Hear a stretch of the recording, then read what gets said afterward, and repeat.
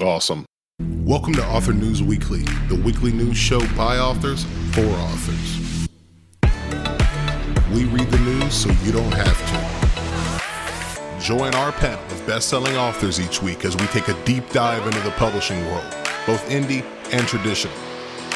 Author News Weekly. Yeah, whatever. Hey everybody, and welcome to Author News Weekly. We've got a bounty of authors here today. 5 of us, if I'm counting right, and 6 if we're counting the guy in Jim's background. Is that the Tiger King himself? That is the Tiger King. Oh. Well, Jim's a big fan, so Tiger King fan fiction coming. Hey, anyway, welcome to Author News Weekly. We've got Nick Thacker, we've got Pippa, we've got Dave, Jim, and me, Roland. We are all authors and been in the business for a long time. Usually we go around and introduce ourselves. We're still kind of getting into the swing of this. I write primarily nonfiction. I help other authors do their nonfiction and put their books out there to the world. Dave's a cover artist. Nick's got a lot of stuff going. He's helping a lot of authors, both in the thriller sphere and just authors in general.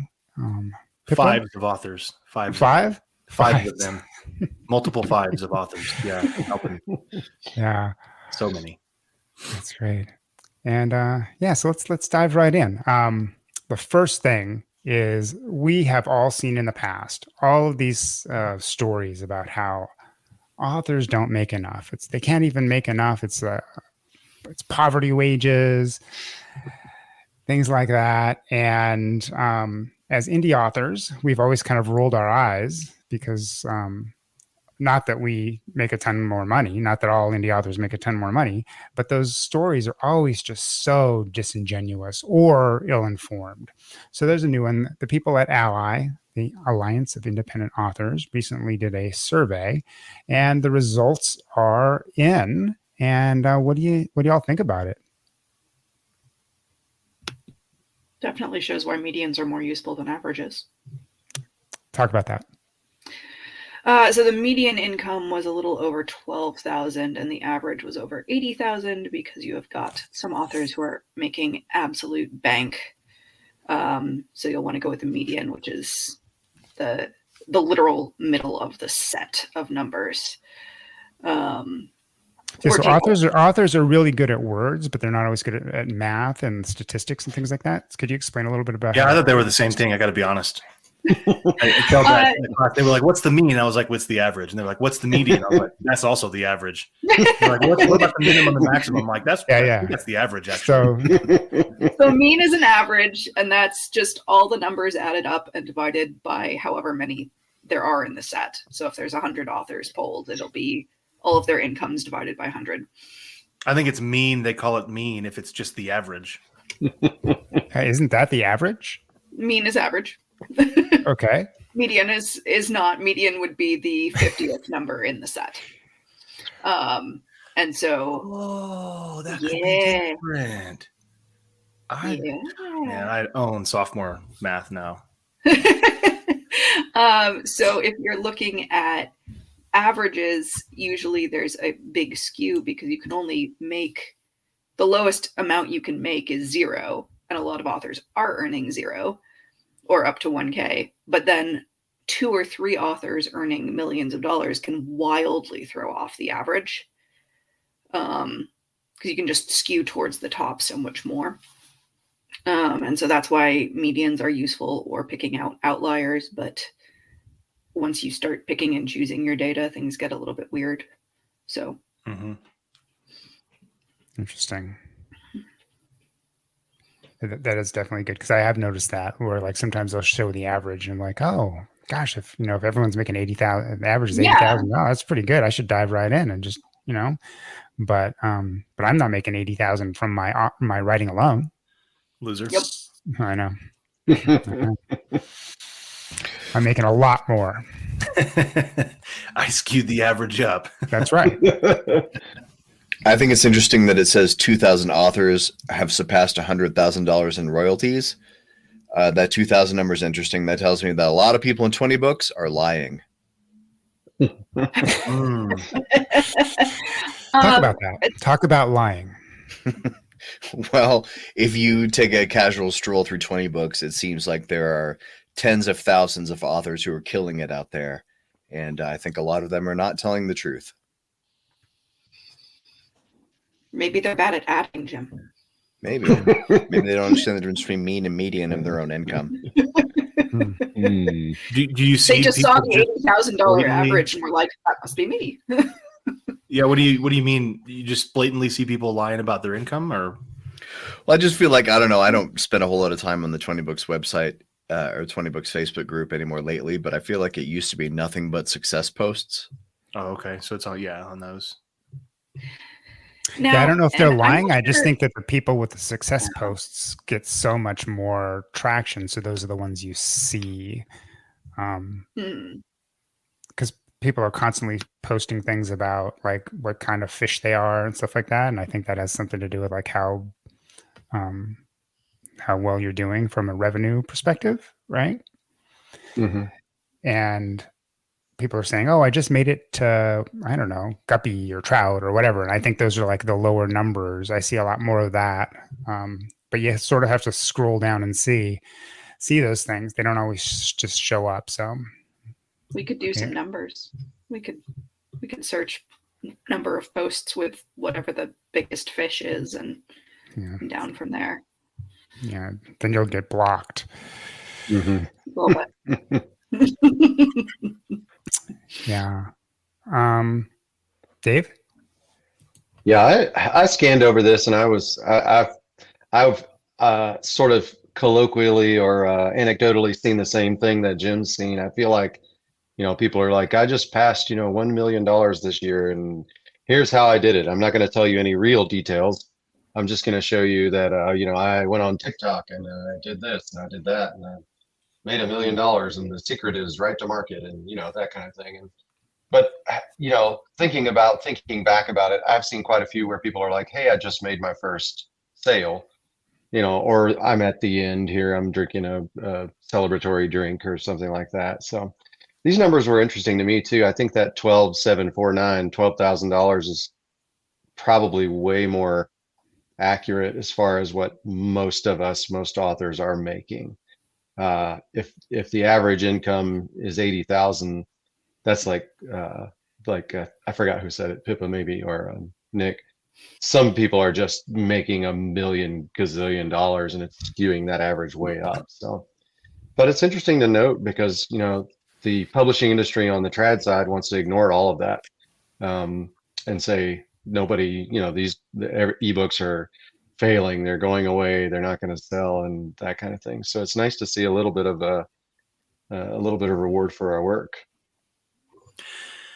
Yeah, the problem I have with this, this is exceptional work from Ally, and I expect nothing less. However, this is all self-reported, I believe, right? Mm-hmm. Mm-hmm. So that's the challenge, and that's why. Well, I think the trad pub world wants to ignore this. Don't get me wrong, but I think that's a major reason to ignore something like this. On the trad pub side, you have Nielsen in the U.S. at least, and some other countries that will report this kind of stuff, and you'll be able to book scan. Like there's ways to see actual sales, of a certain ISBN. Amazon et al. Are not releasing that information. They're not telling you what indie books sold and how much. So it has to be self-reported. And I'm not accusing all the authors of lying, but I'm accusing some of them of lying. So, and then I also don't know the financial integrity of Joe Schmo indie author. Like, how do they know what their income is? Are they interpreting it the same way I'm interpreting it? Are they interpreting it as gross revenue or like profit, like Jim was getting to? Did anybody here take the survey? I did. I took a couple questions of it and then backed out. So I did too. So I was going to say, I hope that Ally paid attention to where people gave up, because a lot of people said that like I couldn't answer that question the way they phrased it. Like It was going down the wrong route. So for me, I'm not a full-time author, and I'm not trying to be a full-time author. I make money on my books, but I also make money on coaching, and I have courses, and I do contracting work for people, and some of them are vaguely writing related, but it's not like, it's like Christine Catherine Rush and Dean Leslie Smith say they, like, oh, here's all the writing we do. And it's like, some of it's a bookstore. Well, that's not writing. I mean, I'm not saying that they imply that that's writing, but for some people, they say, oh, look how much money they make. Well, they're not saying that. I mean, they're not going, okay, I make $300,000 a year because I own a bookstore and a publishing company and stuff like that. That's writing.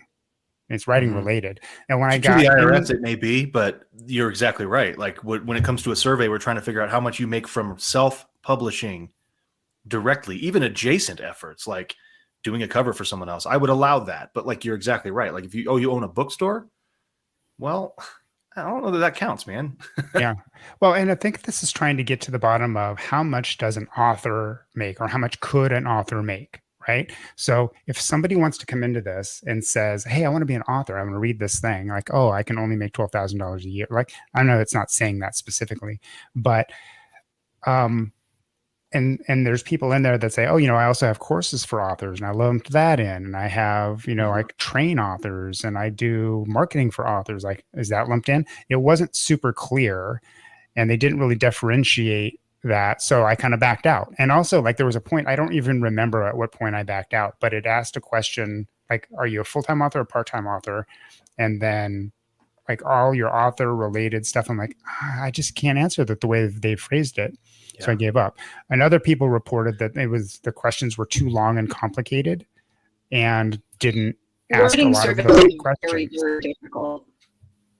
Yeah, I feel like they didn't. I feel like they could have hired a professional survey writer. I've said it before. Survey is a science. It's a 4-year degree at least. It needs to be, because there's all kinds of crap like that. Like people don't think about the way you phrase a question has a lot of impact on the answers you're going to get. And we obviously know that you can misconstrue statistics all day. But like, for example, I took an international thriller writers survey that they sent out about AI. And the questions were like, how do you feel about AI, and why is it the worst thing ever that's going to kill us all? And I'm like, what the fuck, guys? Like, Jesus, like, tell me what to say. Well, that's also part of that's part of why it's a science. That's what I'm saying, and it needs to be. Yeah. It needs to be done. I mean, if you're trying to be unbiased, you have to do it a certain way. That is very. Oh no, I meant like learning how to be biased in a survey. I know, and I'm saying, so you also need to know that in order to be unbiased. Right? You need the science for either way. Like, obviously, politicians can hire a statistician and a survey guy who understands how to do this so that they can bias the results. But either way, you can't just throw up a survey and be like, "Do you like me?"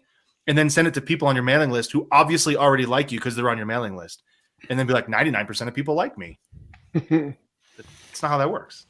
Yeah, I feel like there's another aspect that it keeps coming up in these things. Oh, how can an author survive on $12,000 a year, right? How can anybody survive on this? This is poverty. And they've seen that year after year with all the different surveys, whether it's the one from the UK that keeps coming around year after year, focused on traditional, or this one where it has more indie information in it. But that is not the right question. I mean, that's not the right conclusion that we come from this, because it would be like if you took a survey of plumbers, right? And you said, how can a plumber only survive on $12,000 a year? He wouldn't. Like, if he was only making $12,000 a year, he would go do something else. Like, that's that's his or her thing. So like, the thing is that like authors are a different thing. It's like, I'll bet if you do not house painters, because house painters probably much more. But I mean, if you're like, did a survey of artists, right? The numbers would probably be lower or similar, because like you're trying to do these things. And until a certain point, if you're not going to make enough money, you're not going to keep trying to do it as a full-time author. So these numbers are also skewed because of the type of thing this is. And there's not a right to make a living as an author, right? I mean, if there was, there would be so many more bad books, because everyone would be like, oh, I want to be an author too. And like, there's a right to do it. Give me my minimum wage salary. And they'd be totally happy doing it. And all those books would go out really bad books. So I don't know. There's like there's no right to make more money. You have to make more money. Yeah, I will agree. And I don't even think this is covered in the survey, but I will agree that that we don't make enough money on the books in general. in some instances. Like I think indie authors audiobooks aside, I think it's pretty fair, the numbers that we get based on the platforms that are going out there. Maybe not in KU, but in general, if you're making royalties or quote unquote royalties. But for traditional publishers, it's not. I mean, the numbers aren't right. So I agree with that the numbers could be better. The numbers could be higher. We could be making more for what we do when the book is good. But when the book isn't good,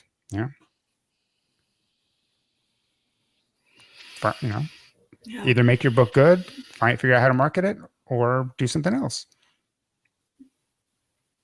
This is Roland, by the way, if anyone wants to hate me. I don't know how distinctive my voice is, but I just want people to write good books, market well, and go into this realistically. Like people act, this is such a rant. Like people act like, oh, I should be able, why do I have to pay money to do these things? Like, why do I have to pay money? It's not right that I have to pay for a book cover. That's ridiculous. You can't start if you wanted to be a coffee roaster, you have to buy a roaster, right? You have to get a permit. You have to do all these things. If you want to be a carpenter, you have to buy tools, right? If you want to be a plumber, you have to buy tools. You have to do marketing. You have to do all these things. The author business has probably the lowest barrier of entry, except for skill and talent and drive and perseverance. But still, there's no right to a minimum. Mm-hmm. / rant over.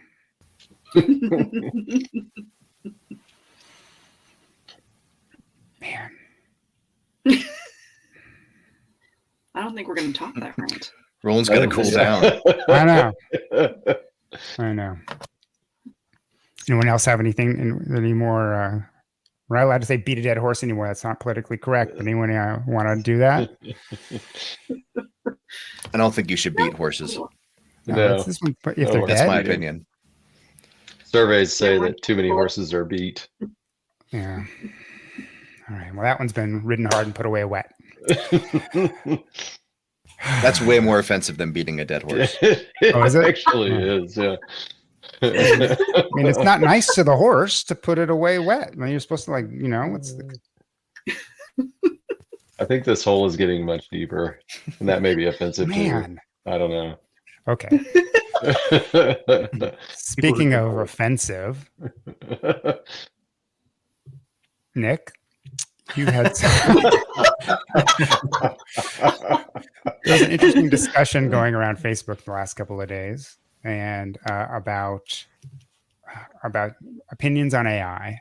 And I've seen so many opinions. Like people are opining on AI left and right, and some of it I agree with, some of it I don't.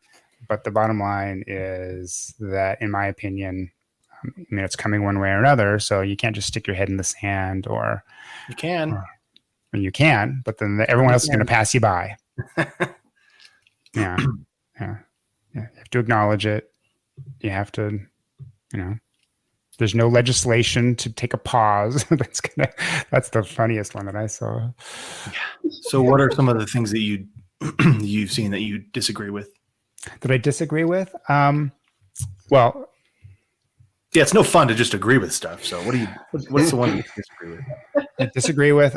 People are saying that books are never going to, that the technology to write a book that a lot of people will like to read is not going to be capable. AI is not going to be capable of doing that. Mm-hmm. And I think that's absolutely not true, because there's a lot of books. I'm not saying that there are a lot of bad books out there, but there are books that are sort of like a minimum viable content. They might have a really good story. They might have really good characters, but maybe they don't have the best editing. Maybe they don't have the best grammar. Maybe there's like a little broken jumps between chapters or story elements, but something about them has made them resonate with the readers. And I think that's still possible with AI. And will those books hold up? Will people be writing will they be the classics that are being banned in 100 years? Probably not, but they'll be like the Harlequin romances that people read these, these Harlequin romances. Like my mom had huge stacks of, I don't think they were Harlequins, but huge stacks of these romance books. I don't, later on, I don't think she remembered which was which, but she just remembered that she liked that big stack and they were all fun to read, right? So she kept buying them. She didn't know who wrote them. She knew where to buy them. Yeah. Mm-hmm. AI is definitely coming. It's inevitable, and all the nailing, the wailing and gnashing of teeth is going to do very little. But a lot of people have, understandably, very emotional responses to this, because they're worried about their gerbs getting taken by machines. Like Nick brought up a few weeks ago, that point. It was an excellent point about when Grammarly came out and all the editors freaked out, and all those editors still have their jobs. Grammarly is just another option. AI is just going to become another option. I don't personally think that AI should be allowed to just run unchecked in every corner of the globe. I think there should be government intervention, because we've seen irresponsible AIs. I've seen lots of articles about irresponsible AIs doing irresponsible things and being used irresponsibly. So there needs to be some kind of intervention. This all goes back to like everything else. There's a lesson in this in Star Trek 30 years ago in The Next Generation, when Data was told he would never be allowed to be a starship captain because a machine couldn't be able to make decisions about human lives. And so somebody needs to be keeping checks on this AI, because it's going to happen. Can't stop it. It's coming. So there needs to be some sort of regulation on it, at least. But as far as I know, that it's going too fast for really that to happen at this point. Well, Jim, if they haven't figured out that with Data 300 years in the future, like, why are we talking about it now? Yeah, what hope do we have? I know. Well, I mean, it's going to be like that Supreme Court case where they were talking about, it was one of the genetic testing companies, could they copyright people's genomes? And so you've got, people trying to explain to the Supreme Court justices what a various type of acid or compound is. Like, this is difficult for like, we're going to have something like that about, well, what about this code construction instead of this code construction? And oh no, yeah, we couldn't even understand averages and means and all that kind of stuff earlier. So like, yeah, I hate to piss in people's snow cones here, but if anyone's out there thinking that our congressmen and women are experts in anything other than getting elected, got another thing coming. I trust it far more than I trust our own government. Honestly, I'm not saying I'm pro AI either. I'm just saying that I would leave it to AI to decide what to do with us. I would not. We can't even figure out what to do with guns, guys. Come on. What are we going to do with? Oh, cool. That literally kill people. Cool. And we're going to let them just make decisions about AI. How's that going to go? And you don't understand. Go watch Mark Zuckerberg getting interviewed by this. I think it was a congressional committee. It's uncanny. It's just, the how like wildly out of touch these people are with how things actually work is sad. Speaking of AI, are we sure he's not one of the forerunners of I'm convinced robots? He is. I thought he was an alien for a long time of the lizard people clan, but I think he's AI. Anyway, the point is, Jim, I wish there was a government entity somewhere on the planet who could actually make these decisions and that I would trust would actually do it in our best interest. I just don't think there is, man. And you're right. There's no one else who should or can. I just don't think it's going to be no good will come of it. No, none, no good whatsoever, except they'll get another yacht. So, I guess it's good for them. I mean, if we have a legislation about what can be done, how to check it and stuff like that, like maybe we'll follow the legislation here in the United States, but Really? You don't think they're just going to you guys can't use like the one that was coming through the pipe. Like we can't use GPUs for training a large language model. Well, right. They just use something different in the legislature. I understand, but I'm saying like in the best case scenario here, like let's say we decide, okay, we'll follow the legislation. Like there's nothing to stop Russia or China or India or like, North Korea, like from like, oh, screw them. Like we're just, Right, which means the U.S. absolutely will not. The Department of Defense will come in and say, well, you guys legislate all you want. We're going to keep researching this because we have to in order to keep up with the bad guy. Yeah, I mean, somebody said there was this. I mean, I was serious when somebody was trying to get. They were made some sort of it was probably a change.org petition, but it was like real scientists and stuff saying we need to have like a 6-year or 90-day or whatever 6-month moratorium on development of AI, Elon Musk, so we can figure out what's going on. I'm like, okay, well, I mean, no one else is going to do that No one else is going to do the moratorium. Nope. Right. We're going to have like the retarded AI compared to like all the other worldwide. I'm going to help you with that. 6 years behind. Hello. No, I think I was held back. That's good. We're going to end up with Clippy while everyone else has. I know I'm big for my age. I'm just big exactly. For my age. Like, looks like you're trying to write a letter, and like ChatGPT 9 is over there in like the UK doing awesome stuff. So Jim brought up Star Trek, so I'll bring up Battlestar Galactica, which is the most recent Battlestar Galactica, which is not so recent these days, but they said, hey, no more development of AI. Well, I mean, the Cylons went off on their own and they continued to develop their own AI. And then, they came in and flipped a switch and everything was, just turned off on the other side. Like they hacked those systems and took everybody down. So, and this is why you don't network your computers. Yeah. Yeah. So I disagree with I mostly disagree. I disagree with the people who say that, we shouldn't allow it or Amazon shouldn't allow it. There will literally be no way for an algorithm to detect whether something is written by AI. Correct. I mean, even like there was an article about how some schools are using this program which will try to detect whether something was written with AI or not, and it was detecting students' work that they could tell was that they knew for somehow. I don't know how they knew for a fact, but they are saying we knew for a fact that this was not written by an AI, and this software still detected it as AI. I had a buddy who commented on my rant I went to high school with, and he's now a high school history geography teacher.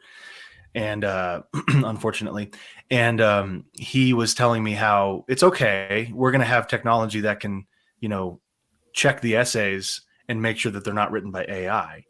And then he said, and if we don't have that, I know I can tell.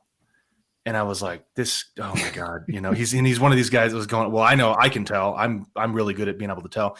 And every it's like ITS had an apostrophe. Or if it was supposed to be it didn't have an apostrophe, or whatever. It was like every single one of them was wrong. It was the opposite. And I was like, oh, he's right. He's an idiot, and he's teaching other idiots how to be more of an idiot. And that's how he's going to tell, because he's going to get these essays that aren't idiot, and he's going to be like, this was AI. It's too good. He's from Texas, and that's what you can expect. Now. So, too good. I didn't say anything. I just was like.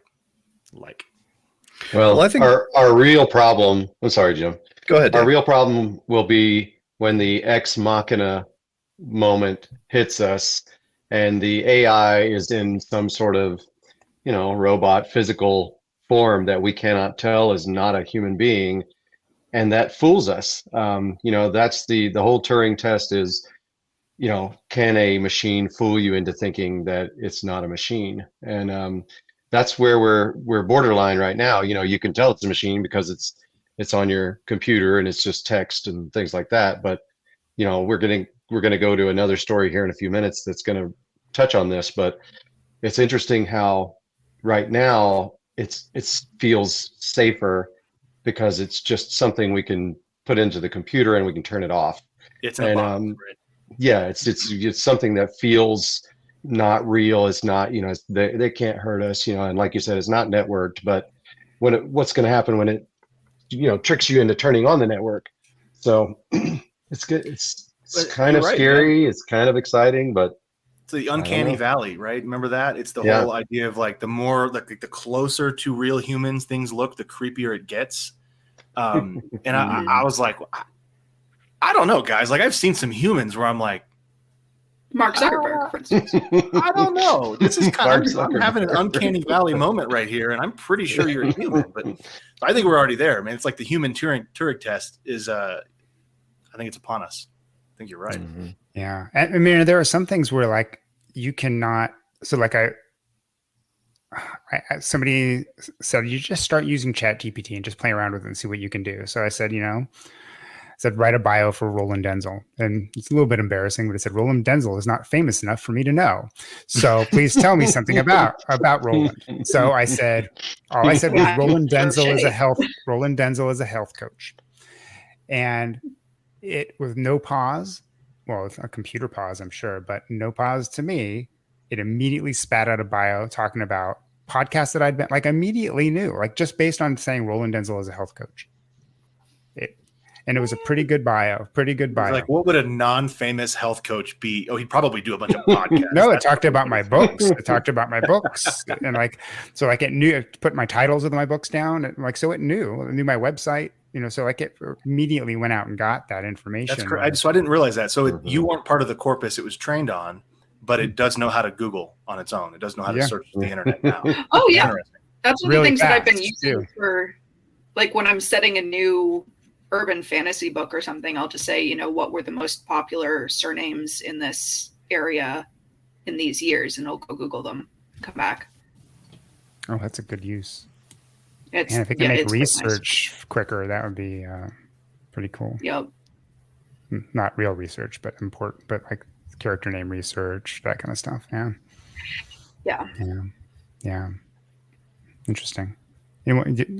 Dave, you mentioned another one, the next story. You're talking about the dead voices. Yeah. Mm-hmm. Yeah. Let's just jump to that. We've kind of that's a good transition. Why don't you kick us off there, Dave? Yeah. So the story is telling you about the use of a dead person's voice to narrate a book or a commercial or whatever. To actually take this person's voice, sample known recordings or known existing movies and radio and whatever audio they have, and the AI takes that and creates new audio from that voice. We're all used to AI voices not sounding legit and sounding fairly computerized, and we all have Siri and Alexa and all that stuff, and this is the next step. We've started dabbling into deepfake videos where people are not, they're de-aged, or it's not even that person. They're just putting the face over Grand Moff Tarkin, that kind of thing. So that's the next phase where, now you pick up the phone and you think it's Donald Trump calling you, telling you very important things to do, or Elon Musk, and you can't tell the difference. I can tell. Yeah. I mean, I knew you could tell. They don't use the safe word. My friend from high school can tell. He knows. Yeah. Well, James Earl Jones, he is not dead, right? But he. Oh, thank God. I was wondering where I was like, wait, what? But he licensed his voice to a company. I don't know whether it's specifically to Disney, but he licensed his voice so his people can use his voice, and his family can continue to get money based on his voice going forward. So he doesn't have to continue to voice Darth Vader or, Lion King 7, flashbacks, that kind of stuff. And I remember Mark Lefebvre and Joanna Penn both used a service where they had something like an AI voice train on their voices from their podcasts and things like that. And they did and then they typed it all in and had a conversation back and forth. And it was a couple of years ago, and it was a little bit rough back then. But if they didn't tell you, I would have just thought it was an awkward conversation where they were sort of reading the script instead of talking to each other. Yeah. Interesting. Yeah. So I mean, Dave. I think in this case, is this going to be a big problem? Do you think? It feels like it. I'm not even talking about the voice actors, narrators, people that make their living doing this. That it's obviously a problem for them, but the creation of entertainment content is probably not our biggest issue, or not my biggest issue with it. The fact that you can, now tell someone on the street that, fake politician number one said this, and here's a recording. Now you're playing with things that are extremely difficult to. Yeah, I don't know how you regulate that. I don't know how you prove that that's not a real recording. I don't know if there's a way to tell. Eventually, there won't be any way to tell. I've heard recordings of someone I know that are based on their voice, and it is indistinguishable from their voice. This is not, an actor playing the part of, Sam Elliott or whatever. This is this person's voice, and AI has been trained to sound like it, and it sounds 100% legit. So the danger there is now, you could make this person say anything you want them to say. Yeah, I mean, I have my vocal clone that I've been using for my audiobooks, and I've had everything pass QC through Audible, and those books are for sale as audiobooks. They don't know the difference. It sounds really, really good. I'm probably going to end up inside of a blow-up doll at some point. Flattering yourself. Don't poke me there. What you do with your personal time, that's on you, Nick. So it's like, yeah, it's great when I'm in control of it, but like what happens, when I just license it away to some corporation that gets bought by, Acme Blow Up Dolls Incorporated, and then starts using all that stuff for, like nefarious purposes. It's hard. Yeah. I'm sure our government will figure it out. They do such a good job protecting us. Well, any parting words, any parting advice for authors that are concerned about AI right now?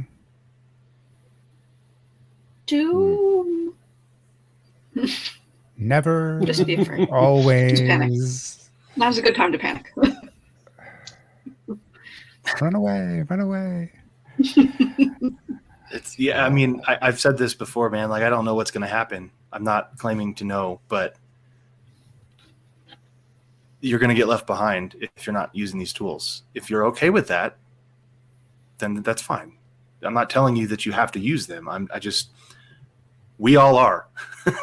We're going to be using them, and so and they're not going anywhere. That's the thing. I think all these authors, they live in this utopian world where if they just don't use them, they'll suddenly go away. And that's patently untrue. Yeah. I wish it was not true, but yeah, it's true. Yeah. From my perspective, like if you got to build, like if you want to find readers for your books that are not, and you're not just in it to crank out books using AI. If you want to like handcraft your books, artisan books, we're going to call them, right? You have to find your group of readers, your super fans, and you have to cultivate them. You got to keep them going, and you have to make sure that you've got the personality and the characters that they really want to read, and that they'll keep reading. Otherwise, you're going to have to get on this train where you're just cranking stuff out. And I don't know that people who are in it to be authors, I don't know that that's really their goal. Yeah. Thanks, everybody. It's been great, and little bit ending on a sort of a sad note. But I think there's still some opportunity right now for authors to but like you can't continue to ignore it. You have to look into it now, see how you are willing to use it, and use it to your advantage to make your books as best you can, and put them out as quickly as you can, still professionally, and get people on your email list, because that's how you're going to sell book number 2 or number 3, number 4. If AI could help you with that, I'll bet you wouldn't be complaining. Yeah, it can. Yeah. Thanks, everybody. Have a great week. Thanks for joining me and us, and talk to you about the news next week.